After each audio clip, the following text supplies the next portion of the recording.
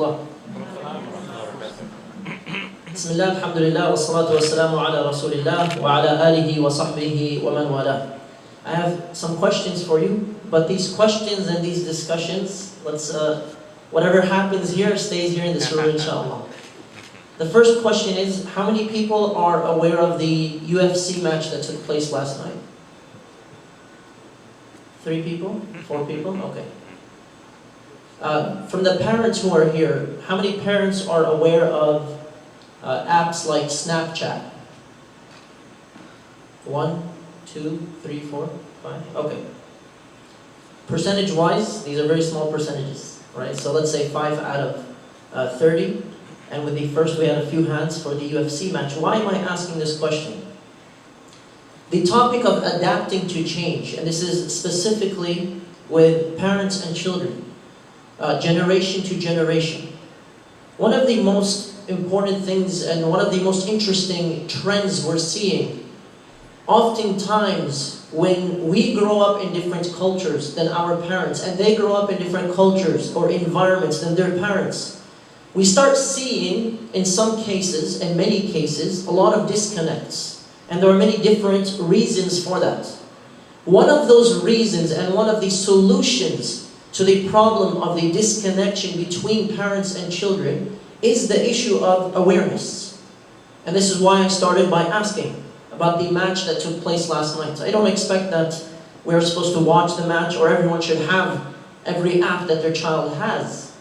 But we should be aware to an extent. We should kind of know the trends, the discussions, the references that are taking place with this generation and the next generation and the next generation, just so that we are connected with our children. Because there are many struggles that go unnoticed by many parents. There are many struggles that youth are going through, and they are getting more difficult with every generation. They are becoming more immorally or morally problematic as we get closer to the Day of Judgment. And if we're not connected to an extent, then it's going to lead to some problems. And oftentimes, the issue of awareness is one of the greatest solutions to these problems. And it's a starting foundation. Many parents perhaps are not even aware of some of the struggles that their children are going through. And when I say children, perhaps the older children, those who are in their teenage years, oftentimes because of a lack of awareness, they're no longer going to express or discuss some of the sensitive issues that they're experiencing in society, that they're reading about online, that they're hearing about in popular cultural references. And they are very common. And we have to have, and this will be a transition into another point, we have to have some kind of bridge so that we are able to become more aware of what it is that's happening. Learn what your youth are going through. Learn about, to an extent, what the culture is talking about. Learn about the struggles that they're having, the ideas, the doubts, the cultural impact. Because every environment is going to have its own set of circumstances. Every environment will lead to its own types of struggles. And when we see the trends that we're seeing now, it's more important now than ever to be aware. It's more important now than ever to have an open dialogue with our children without them feeling like everything they raise of a discussion will be criticized or ignored or put down, rather so that we could understand and be more aware of what it is that they're going through. Another point to keep in mind is that in general, we want to be connected with our local masajid, our local mosques, not just with the programming schedules, not just with the activities where we can have them, our children, our youth attend and then leave. No, we want to know what's happening as well. We want to know what kinds of things are being addressed so that we are more connected. And this could be through the route of the masjid or through the youth themselves. I asked 2 days ago a lecture on smartphone addiction. I asked a question that I think will probably impact or is relevant to everyone here. If you have a smartphone, how many times a day do you think you check your smartphone? Anyone? All the time, mashallah. Any numbers? Anybody want to throw out a number? 3 times the entire day? That's it? Is it a smartphone? That's amazing. I've never heard that before. I don't know how you do that. That's phenomenal. It's mind-blowing. Do we have any other numbers that are a little more reasonable? All the time? Okay. So 100, 200, maybe? So you might not have an exact number other than 3, mashallah. But there are studies and surveys. For example, a survey from 2 years ago, 10,000 people responded to this. American owners of smartphones, right? Random people. On average, most people check their smartphone, according to this survey, about 150 times a day. And when we say, check your smartphone, this is in accordance with what everyone just said all the time. 150 is actually not a lot.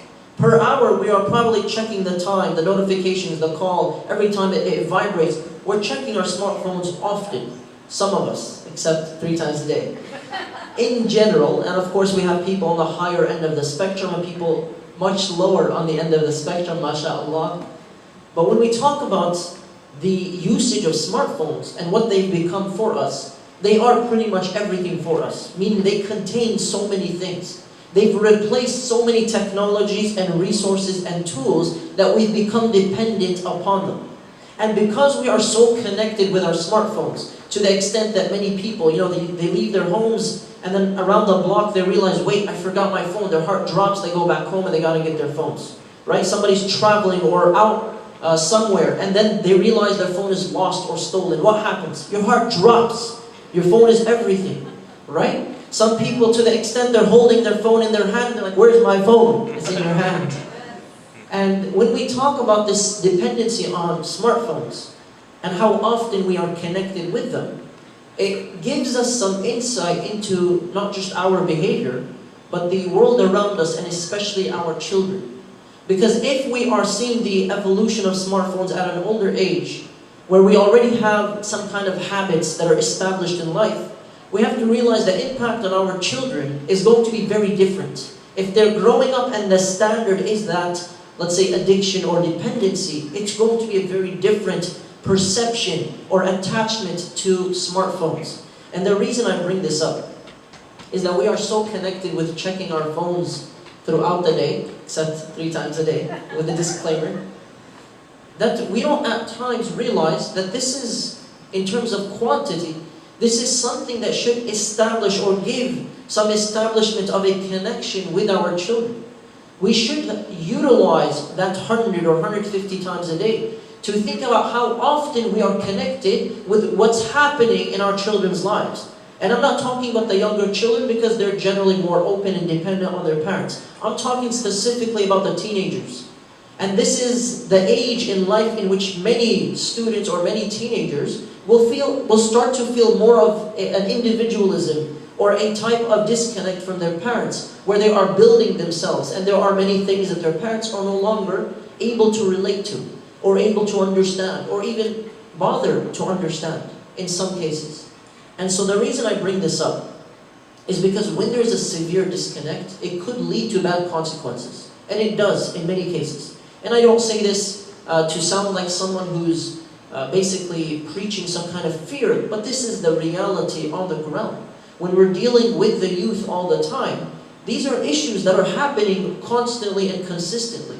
They are dealing with many things that they feel. When you ask, do your parents know? They say, there's no way on earth my parents know. There's no way they would know or want to know. There's no way they'll even ask. There's no way they'll be open about me discussing this issue, what I'm struggling with, what's happening at school, what's happening in society. And if they feel disconnected from their parents or their foundations at home, and then generally they're struggling with other issues, or they have bad companionship or bad environments, it could lead to a bad ending. And alhamdulillah, we have many good examples. And just here at this conference, I actually was so moved yesterday to see the number of youth who were here volunteering and working together for something that is great. And we ask Allah to reward them and to preserve them. Allahumma ameen. And we also have very sad cases. And I mentioned this example, and I mention it again and again as a reminder about a young brother, 20 or 21 years old, from the country of Ireland. Several years ago, some brothers would go hiking in the mountains, And it was a survivalist type of experience. You don't have anything with you of resources except what nature provides. It was very rough. And they would go every year, and it was a nice experience for the brothers to bond. During one of the experiences, I believe, when I was told this story, was 3 years ago, and it had happened a few years earlier. So approximately 5 or 6 years ago, one of the brothers who was at this experience or hiking in the mountains, he slipped and he fell and something punctured his body and he started bleeding out. And as he's bleeding out, they're putting pressure on the wound. They don't really know what to do. There's no cell phone reception, like here in the basement. There's no cell phone reception. And none of them are actually trained on what to do. None of them have any kind of certification or license. None of them are physicians. They don't know what to do. And the brother's bleeding out. He's 20, 21 years old. And as they're surrounding him, trying to help, trying to comfort, saying everything will be okay, you'll be fine. They don't really know that he'll be fine.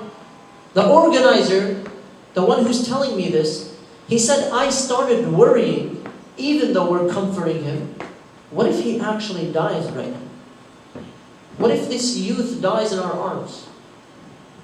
So they said, just in case, as they're waiting for help, just in case, say, La ilaha illallah. And he's fully conscious and aware. And they ask him, can you hear us? He says, yes. They said, then, just in case, say, La ilaha illallah. A phrase that is so light that it does not require the lips to move. La ilaha illallah. I know some of you just tried it out. La ilaha illallah. No response. They said, bro, can you hear us? He said, yes, I can hear you. They said, just in case, say La ilaha illallah. Just in case, say it. La ilaha illallah, say it. No response. And finally he opens his mouth and he says, for the last 6 months when I was alone in private, I didn't pray a single prayer to Allah. And then he died. May Allah subhanahu wa ta'ala use him as a lesson for others. His friends who were around him started crying.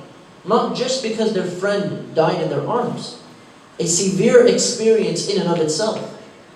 They were crying because at the moment of his death, he was not able to say La ilaha illallah. Despite them thinking for the last year or two of his life that he was just like any one of them. And that there was no issue, there was no struggle, there was nothing happening. Until the story started coming out. Until they started piecing the pieces together and realizing that for the last part of his life, he was completely isolated. He was depressed and nobody was addressing him. His parents were completely unaware, oblivious of what it is that he was experiencing, despite the fact that they saw him every single day. And this slowly led to him leaving his salah. And of course, in front of others he prayed. In Ramadan he would fast.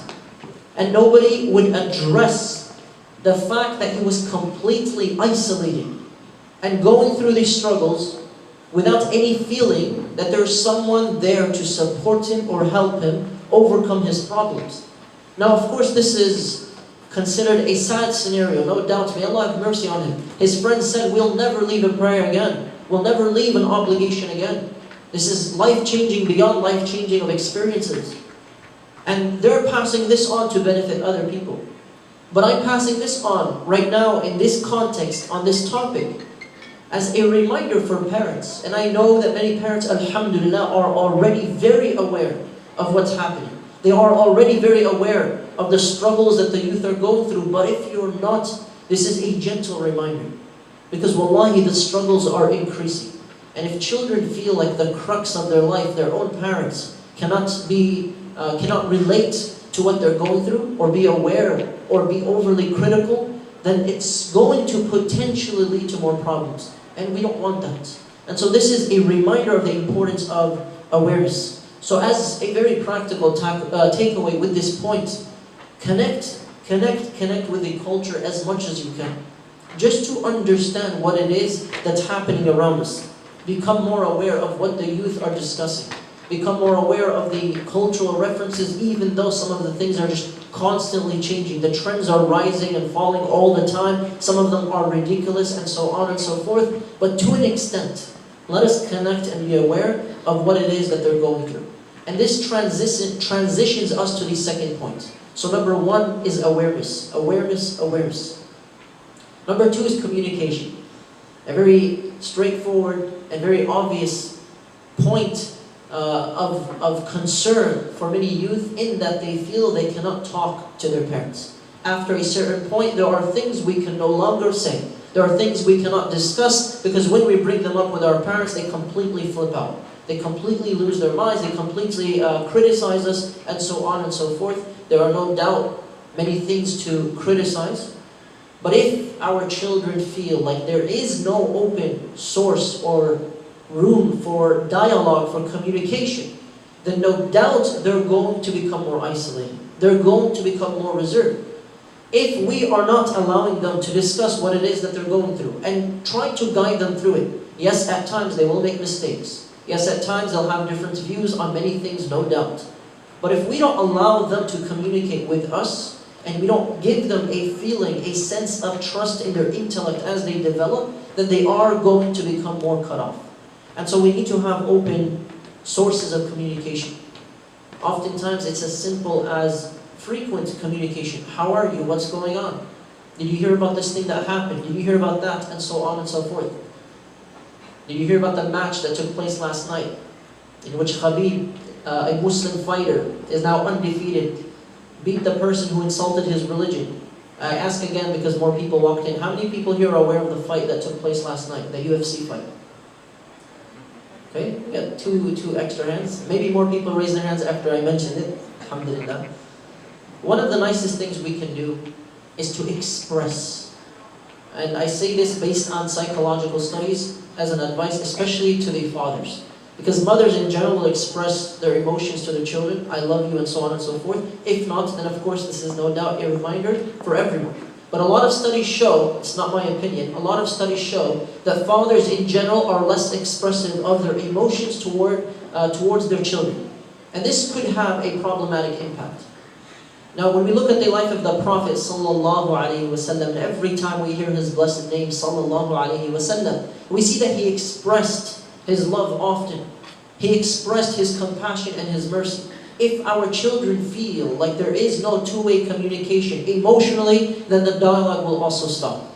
And sometimes it's as simple as sending a text message to your teenage son or daughter, I'm proud of you. At a random time, even now, but we don't have reception now. At a random time, I'm proud of you. Or the children to your parents, I love you. I appreciate all that you've done. And so on and so forth. Now, I would hope that most people would agree, on a daily basis, if you randomly received a message from a loved one, I love you. Now, some people are so unaccustomed to it that they'll start freaking out. Are they dying? What's happening? Let me call them. Because we do this experiment in many classes, in workshops. Text a loved one, I love you, and that's it. We had a sister once, so many people would text their parents, I love you. And her mother responded, don't forget to bring the eggs and the milk when you come home. MashaAllah, very good relationship. Communication is key. Communication is very important, emotionally and through dialogue, through text, in person, and so on and so forth. And then the third reminder, inshallah, as I finish in this last minute and 40 seconds. So we have awareness, communication, and then the religious issue. What is the religious issue? This is something we'll address more in depth later when we talk about religion versus culture. But very briefly, to summarize, it's important that when we are becoming aware of what's happening and we are trying to adapt to this change, that we are not reacting quickly from a cultural perspective. So if you see a trend that is, let's say the youth are doing something and it's not haram, but culturally it seems very weird, or it seems stigmatized, or it's something that is problematic from a cultural perspective, but not the religion, then we have to ground our dialogue with our children based on the religion. And that is a very important point relating to adapting to change. That we understand and distinguish when this is a religious issue and when this is personal preference based on culture. Because culture cannot be imposed on our children. Culture cannot be imposed on your spouse or your relatives or anyone. Culture is something that affects you based on your environment and your upbringing. And if our children are growing up in a different environment, then they do have a different culture. Culture is a very complex thing.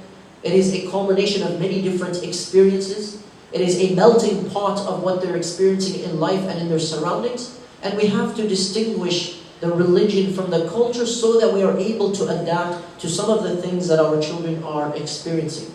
So again, we try to raise more awareness. We try to communicate as much as possible with our children and children with our parents. And then, of course, most importantly, to distinguish in these trends that are happening and changing around us, the things that are religious and the things that are cultural. We ask Allah subhanahu wa ta'ala to bless our families and to preserve us and to grant us all the best of this life and the next. And we ask Allah subhanahu wa ta'ala to unite between our hearts and to allow us to have very cohesive, harmonious families. وَصَلِّ اللَّهُمَّ عَلَى مُحَمَّدٍ وَعَلَى آلِهِ وَصَحْبِهِ أَجْمَعِينَ وَالسَّلَامُ عَلَيْكُمْ وَرَحْمَةُ اللَّهِ وَبَرَكَاتُهُ.